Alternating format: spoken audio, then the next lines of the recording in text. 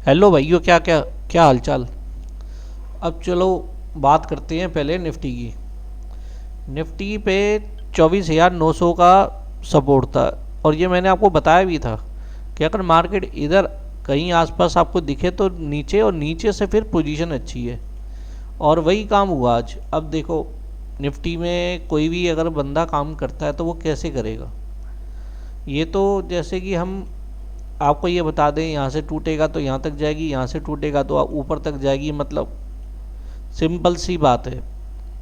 ठीक है। अब कई लोग बोलेंगे कि यहाँ पे टूटेगा मैं तब लूँगा, यहाँ टूटेगा तब लूँगा, इसका ही टारगेट रखूँगा। वैसे फ़िलहाल मैं आपको पहले ये बता देता हूँ, फिर मैं आपको निफ्टी के बारे में बहुत अच्छी तरह बताऊँगा आज। देखो, अगर ये वाला प्राइस अभी 200 के आसपास चल रहा है, 258 का तोड़ता है तो आपको अच्छा पॉइंट मिल जाएगा। और अगर गलती से ये 340 के ऊपर चला जाता है तो आपको बहुत बढ़िया पॉइंट मिलेंगे इसके ऊपर। और अगर इसके नीचे जाता है तो समझ लेना फिर ये इससे ऊपर जाएगा नहीं। ठीक है, ये बात तो हो गई इसकी। और देखा जाए तो यहीं पे एक अच्छा सपोर्ट इसका दिखाई दे रहा है, कॉल वाले का। तो कोशिश करना कि 256 के ऊपर मिल जाए, फिर 321 का टारगेट, और दूसरा 340 के ऊपर निकलता है फिर आपको अच्छा टारगेट मिल जाएगा। अब पुट की बात कर लेते हैं 25,200 की। फिलहाल तो इसने 137 का वो तोड़ दिया है, तो हम उम्मीद करेंगे 107 पे कल अगर गैप अप या गैप डाउन होती है, क्या पता ये वाला प्राइस हमें इधर मिल जाए और ये वाला प्राइस हमें इधर मिल जाए। ये वो गैप यही तो होता है। और खुदा ना खास्ता अगर ये नीचे जाता है और कहीं सपोर्ट बनाता है फिर हम उसके अकॉर्डिंग काम करेंगे। अगर ये 176 के ऊपर जाता है तो 206.9 का पहला टारगेट और 251 का दूसरा टारगेट, और इसके ऊपर जाता है फिर वो तो हाई, जब हाई तोड़ता है तो फिर तो अच्छा ही पॉइंट मिलते हैं। ठीक है, ये तो हो गई हमारी कॉल और पुट की बात। अगर आप, अब मैं आपसे बात करता हूँ निफ्टी की। अब देखो, एक ट्रेड लाइन आ रही है ये वाली, अगर आप देखोगे इसको पहले हम देखते हैं 1 आवर पे। अगर आप 1 आवर पे देखोगे तो ऊपर रेजिस्टेंस है, नीचे सपोर्ट है। और जब भी यहाँ आई है तो यहाँ तक गई है, और यहाँ आई है तो यहाँ तक गई है। ठीक है, ये तो हो गया 1 आवर पे। देखो, टाइम फ्रेम जितना बड़ा रखोगे ना उतना ही बड़ा प्रॉफिट मिलेगा आपको। अब मैंने कर लिया इसको 4 आवर का। 4 आवर में भी अगर आप देखोगे तो ये देखो, यहाँ आपका रेजिस्टेंस है और ये आपका सपोर्ट है, यानी कि अभी मार्केट इसके अकॉर्डिंग चल रही है। यहाँ पे आएगी तो यहाँ से सेलिंग होगी, यहाँ से बाइंग होगी, जब तक ये चल रहा है। और कल एक्सपायरी है, और एक्सपायरी का मतलब ये है कि देखो अभी जो मार्केट में अगर मैं 5 मिनट पे देखता हूँ, देखो हमें सारे टाइम फ्रेम देखने पड़ेंगे। अगर आपने निफ्टी में वाकई में काम करना है ना और सीखना है तो आप इसको 4 आवर में, 1 आवर पे देखो कि पैटर्न क्या बन रहा है, सेम बन रहा है या नहीं बन रहा है। सिर्फ सेम देख लो, बन रहा है नहीं बन रहा। अगर गलती से ये इसको तोड़ भी देता है ना तो आपको ये आपको दुख नहीं होगा कि मेरा यहाँ से टूटा। आप ये कहोगे नहीं यार, यहाँ पे मेरी बाइंग नहीं आई, मेरा 10 पॉइंट का स्टॉप लॉस गया। पर अगर आप यहाँ से लोगे ना तो आपको अच्छे पॉइंट मिलेंगे। और अगर बीच में कहीं लोगे तो यार बीच में फिर इतना बड़ा स्टॉप लॉस, और बाद में आप बोलते हो ना कि यार मैंने ये 80 पे बेच दिया था, ये तो 150-200 मार गया, रख लेता। पर वो जब वो उसका प्राइस जब तक 20 रुपये हो जाता है। तो इसलिए कोई भी काम करो ना तो पहले आप ये देख लो कि हमें किसके अकॉर्डिंग करना है, क्योंकि देखो निफ्टी को देख के करोगे ना तो बढ़िया रहेगा। और चार्ट को 1 आवर पे, 4 आवर पे, 1 डे पे देखा करो कि मार्केट क्या क्या रही है, सपोर्ट कहाँ ले रही है, कहाँ नहीं ले रही है, कहाँ तक रेजिस्टेंस है इसका। इतना आपने समझ लिया ना तो आपको कोई दिक्कत नहीं आएगी। जब भी आप उठाओगे यहाँ उठाओगे बिल्कुल सपोर्ट पे, और अगर बेचोगे तो रेजिस्टेंस पे बेचोगे कि पता है कि इससे ऊपर नहीं जाएगी। अब हम बात कर लेते हैं इसके सपोर्ट और रेजिस्टेंस जो अभी बने हुए हैं, जिसको हम OI डाटा भी कहते हैं। देखो, सपोर्ट आपका जो बन रहा है अभी 25,000 पे, 25,100 पे रेजिस्टेंस है। यानी कि अगर इधर मार्केट खुलती है, एक मिनट मैं एक डाटा और चेक कर लूँ।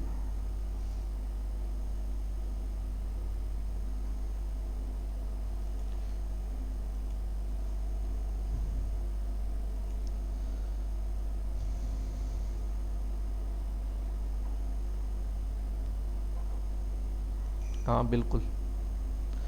अब ये देखो, कल मार्केट जहाँ तक अंदाज़ा है, क्योंकि देखो ओआई तो चेंज होते रहते हैं, पर जो अभी अंदाज़ा है कल पहले पुट बनेगा, उसके बाद कॉल बन सकती है। मॉर्निंग में ओपन होते ही हो सकता है कि पहले डाउन आए थोड़ी सी मार्केट, और कहाँ तक आएगी, हो सकता है कि 25,000 तक आए, हो सकता है कि 24,900 तक आए। पर यह है कि पहला टारगेट हमारा 25,000 का रहेगा, दूसरा टारगेट हमारा 24,900 का रहेगा। ठीक है, पहली बात तो ये क्लियर हो गई। दूसरा कि अब हमें प्राइस कहाँ से लेना है। देखो एक 25,000 पे, 25,000 पे अच्छा सपोर्ट बना हुआ है, एक सपोर्ट बना हुआ है आपका 25,900 पे तगड़ा। और मार्केट को अगर यहाँ आती है तो वो 2500 तक जाएगी, अगर यहाँ आती है तो भी 25,100 तक जाएगी, क्योंकि कल एक्सपायरी है, हो सकता मूव अच्छा हो। तो कोई भी काम करना ना कल, तो पहले ये देख लेना कि मार्केट ओपन और क्लोज कहाँ हो रही है, और मेरा सपोर्ट और रेजिस्टेंस कहाँ बन रहे हैं। अगर आप इसके अकॉर्डिंग चलोगे ना तो आपको अच्छा प्रॉफिट होगा। और कोशिश करना, अगर ओआई यहाँ पे चेंज हो जाते हैं, जैसे कि आप ऑप्शन चेन देखोगे ना, तो ऑप्शन चेन में ये देखो कि ओआई डाटा क्या कह रहा है। देखो 25,000 पे इतने बैठे हैं, 85 लाख, और कॉल साइड और पुट साइड बैठे हैं इतने, तो यानी कि 25,000 से नीचे तो जाएगी नहीं फिलहाल। और आपका जो सपोर्ट बन रहा है 100 पे, 25,100 पे डिस्टेंस जो बन रहा है वहाँ 72 लाख है, और यहाँ पे 80 लाख है, यानी कि ज़्यादा फर्क नहीं है। दोनों को देखोगे तो ज़्यादा फर्क नहीं है, सिर्फ 8 लाख का फ़र्क है। हो सकता है कि कल वो थोड़ा सा नीचे आके ये 100 का गैप तोड़ के यहाँ आपके डिस्टेंस को टच करने चला जाए, यानी कि 25,200 तक या 250 तक, क्योंकि थोड़ा ऊपर नीचे हो जाती है मार्केट 50-60 पॉइंट, तो हो सकता है कि इसको टच करने आए और इसके बाद ऊपर। अगर आपको लगे कि नीचे आ रही है मार्केट और वो एक सपोर्ट ले रही है, क्रिएट कर रही है, तो भाई साहब सपोर्ट पर ही लेना, कोई भी चीज़ लेना सपोर्ट पे ये है कि आपको बहुत बढ़िया पॉइंट मिलेंगे, और रेजिस्टेंस से अगर आप सेलिंग करोगे तो अच्छे पॉइंट मिलेंगे, और अगर आप बीच में लेते हो तो फिर आप अपना नुकसान खुद ही करते हो। इसलिए मैं आपसे कहता हूँ कि पहले आप ओआई डाटा को समझो, ट्रेड लाइन लगाना सीखो, उससे ये है कि आपको प्रॉफिट मिलेगा। और मैं ये नहीं कहता कि भैया किसी का कोर्स लेने की फ़िलहाल कोई ज़रूरत नहीं है। अगर आपने चार्ट पढ़ना सीख लिया ना, और आपने जैसे 1 आवर पे 4 आवर पे हम ट्रेड लाइन लगाते हैं, ये देखो 1 आवर की ये ट्रेड लाइन है, 4 आवर पे ये है, तो आप कोशिश किया करो कि अगर यहाँ पे मैं 10 पॉइंट भी दे रहा हूँ ना, तो मान लिया करो कि 10 पॉइंट भी दे रहा हूँ तो मुझे ज़्यादा लॉस नहीं है, क्योंकि मेरे तो 10 पॉइंट ही जाएंगे। और अगर यहाँ से मार्केट ऊपर आपकी साइड चली गई तो आपको पॉइंट कितने मिलेंगे ये भी तो देखो। अब ये देखो आज हमारी कॉल का ही देख लेते हैं फिलहाल, ये आपकी कॉल ठीक है। अब ये देखो यहाँ पे वो ये डिस्टेंस पे आया, अपनी निफ्टी कितने बजे पे आई वो बता देता हूँ। ये आई आपकी 9:35 पे, यहाँ पे 9 बज के, और यहीं पे इसने बिग दे दिया। उसके बाद अब 9:55 यहाँ भी तो हमें सेम ही चेक करना पड़ेगा ना। अब ये देखो 9:35 पे यहाँ से कितने पे 87 से 205 गई है, पैसा डबल है। इसलिए जब भी आप कोई भी काम करो तो आप ये सोचा करो कि निफ्टी में मेरा रेजिस्टेंस कहाँ पे है, सपोर्ट कहाँ पे है, क्योंकि अगर आप रेजिस्टेंस और सपोर्ट के अकॉर्डिंग चलोगे और नीचे ही बाइंग करोगे तो आपको अच्छे पॉइंट मिलेंगे, बीच में आपको 20-25 पॉइंट मिलेंगे, और फिर आपका जो स्टॉप लॉस होगा वो बहुत बड़ा हो जाएगा। अगर आप 10 पॉइंट भी दोगे तो जरूरी थोड़ी है 10 पॉइंट यहीं पे रहेगा, हो सकता है यहाँ तक आ जाए मार्केट। तो जब भी आप कोई भी काम करो तो ये सोचा करो कि मेरा ओआई डाटा क्या कह रहा है, ओआई जो भी ओपन इंटरेस्ट होगा उसके अकॉर्डिंग काम करोगे तो बहुत बढ़िया प्रॉफिट होगा और आपको लॉस बहुत कम होगा। और सबसे बढ़िया ये मैंने आपको जो बताया था एनएससी की वेबसाइट, भाई यहाँ पे देखो सारी चीज़ें A to Z सारी हैं। यहाँ पे देखो साफ साफ लिखा हुआ कॉल राइटर ज़्यादा है, पुट राइटर कम है फिलहाल।